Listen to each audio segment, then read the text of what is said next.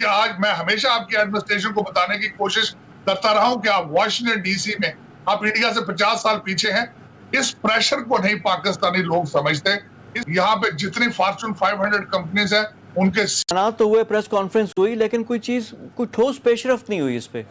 देखिए उसमें ठोस पेशरफ्त के बारे में लोग वाशिंगटन डीसी में इंडियन लॉबी को नहीं समझते। इस वक्त इजराइल की लॉबी के बाद इंडियन लॉबी नंबर 2 पर है। आपको मैं बताऊं छोटी सी बात, हमारे 5-6 इस दफा यहाँ पे 5 से 7 इंडियन डिसेंट के कांग्रेसमैन हैं। यहाँ पे जितनी फॉर्च्यून 500 कंपनीज हैं उनके सीईओ जो है वो इंडियन है। यहाँ पे 2 प्रेसिडेंशियल कैंडिडेट बॉबी जिंदल और निकी हेली वो रिपब्लिकन और वो दूसरे इंडियन है डिसेंट के। इस प्रेशर को नहीं पाकिस्तानी लोग समझते। इसके बावजूद, और दूसरा मैंने अर्ज किया आपको कि बिलियंस ऑफ डॉलर्स इंडिया ने खर्च किए हैं। अच्छा तारर साहब, इसमें इंडिया का सवाल बड़ा इंपॉर्टेंट आ जाता है कि वो अमेरिका का, पाकिस्तान में भी परसेप्शन है कि इंडिया तेज़ी से अमेरिकन कैंप में और बड़ा फेवरेट होता जा रहा है। यानी अमेरिका की एक नई डार्लिंग जो आप कह सकते हैं वो इंडिया है। अब पाकिस्तान के लिए चीज़ बड़ी अहम है क्योंकि पाकिस्तान और इंडिया के दरमियान आपको पता ही है जिस तरह के हालात हैं, तो ये पाकिस्तान के लिए कितना बड़ा चैलेंज होगा और उसको कैसे बैलेंस करें?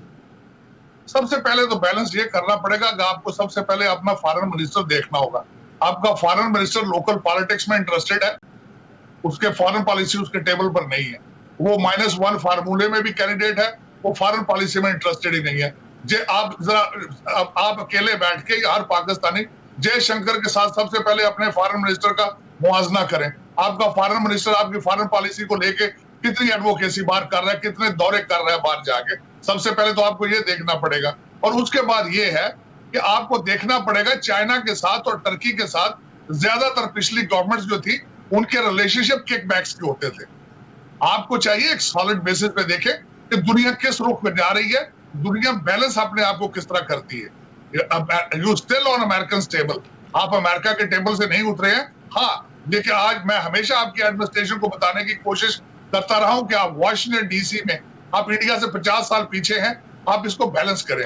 अच्छा ये तारर साहब, दिस इज वेरी इंपॉर्टेंट, इसी पे मैं कंक्लूड करना चाहूंगा कि हमें वाशिंगटन डीसी में पाकिस्तान को क्या करने की ज़रूरत है। जैसे आपने कहा कि इजराइल के बाद इंडियन लॉबी बड़ी स्ट्रांग है, वहाँ पे उनके जो आपके सेनेटर्स आ रहे हैं वो भी इंडियन ओरिजिन के, इंडियन डिसेंट के आ रहे हैं, तो हमें क्या करना चाहिए पाकिस्तानी डायस्पोरा को? देखिए एक तो पाकिस्तानी डायस्पोरा इंटरेस्टेड ही नहीं है पॉलिटिक्स में लोकल, ये भी एक ज्यादती है। हमारे डिप्लोमेटिक मिशन को चाहिए उसमें अपना रोल अदा करे, उनको पॉलिटिकल एजुकेशन दे उनको। हमारे डिप्लोमेटिक मिशन ना सिर्फ अमेरिका में बल्कि मेजॉरिटी कंट्रीज में हमारे फेल हैं। वो जाते हैं वहां पे सिर्फ अपने बच्चों को सेटल करने के लिए, सिफारशी लोग पिक किए जाते हैं जिस तरह PIA में पिक किए जाते थे। इन चीजों से बाज आना पड़ेगा, नेशनल इंटरेस्ट देखना पड़ेगा। Nations can not survive without nationalism.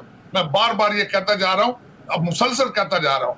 मैं देखता हूं कि हमारे बिल्कुल नेशनलिज्म नहीं है लोगों में, कौमियत नहीं है, पाकिस्तान नहीं है, पाकिस्तानियत नहीं है। हमें सोचना पड़ेगा कि फ्यूचर में हमने सर्वाइव किस तरह करना है। जिस तरीके से मैंने आपको बताया, इस वक्त आपकी एलीट के ज़हन में सिर्फ दुबई, लंदन और न्यूयॉर्क की प्रॉपर्टियां ये निकालनी पड़ेगी। पाकिस्तान का सोचना पड़ेगा और हर पाकिस्तानी को सोचना पड़ेगा, वरना आगे मुश्किलात ही मुश्किलात। अमेरिकन एस्टेब्लिशमेंट है वो चाइना के खिलाफ इंडिया को तैयार कर रही है और पाकिस्तान और इंडिया का अपना एक इशू चल रहा है, तो अब इंडिया उनके नई डॉलरिंग बन रही है और नई उनको फेवरेट बन रही है, तो ये तो हमारे लिए चैलेंज होगा। मुझे थोड़ा सा खत्म कर लेने दीजिए, क्योंकि पाकिस्तान का सिर्फ इशू नहीं है वहां पे, पाकिस्तान और इंडिया का इशू नहीं है वहां पे।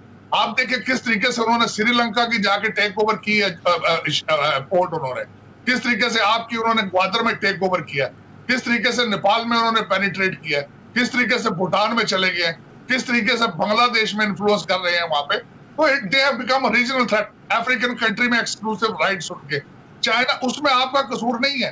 डोनाल्ड ट्रंप साहब ने एक दफा फरमाया अपनी तकरीर में, उन्होंने कहा कि China is built on American economy, American money. तो ये अमेरिका का अपने पिछले ओबामा साहब का तोहफा है।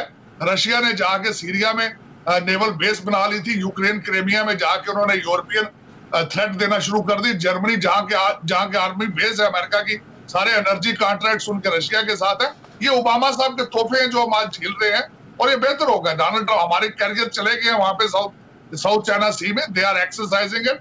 और वो बेहतर करेंगे। डोनाल्ड ट्रंप साहब के टेबल पर है इस वक्त चाइना को डील करना। पाकिस्तान में मौजूद बहस है, टॉप डिस्कशन भी है, वो थी रोजवेल्ट होटल जो पाकिस्तान इंटरनेशनल एयरलाइन PIA का होटल है, न्यूयॉर्क में मौजूद है, उसकी प्राइवेटाइजेशन की बात हुई, फिर अपोजिशन आई। अब खबर ये भी आई है कि डोनाल्ड ट्रंप ने भी उसमें, अमेरिकन सदर ने उसमें इंटरेस्ट का इजहार किया है। तो ये क्या है, इसमें है क्या, चक्कर क्या चल रहा है? लेकिन ये एक अलमिया है कि वो अब बिक रहा है, और डोनाल्ड ट्रंप साहब तो डेवलपर हैं। Half of the Manhattan is owned by him and his son in law Kushner साहब।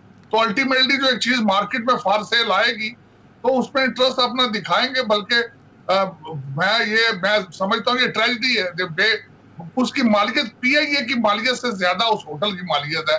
और मैं अफसोस के साथ ये कह रहा हूँ, मैं पिछले दिनों आप देखता रहा हूँ, 1 साल से उस पर डाके की तैयारी हो रही है।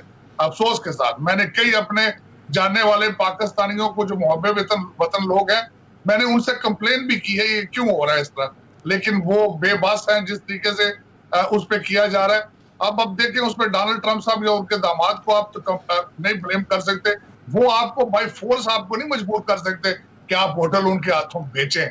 हाँ, लेकिन ये है कि जिस तरीके से आपकी इस वक्त एस्टेब्लिशमेंट और आपके सियासतदानों के सिरों में सिर्फ दुबई, लंदन और न्यूयॉर्क की प्रॉपर्टियां हैं, ये अलमिया है। आप कोरोना से बच जाएंगे इससे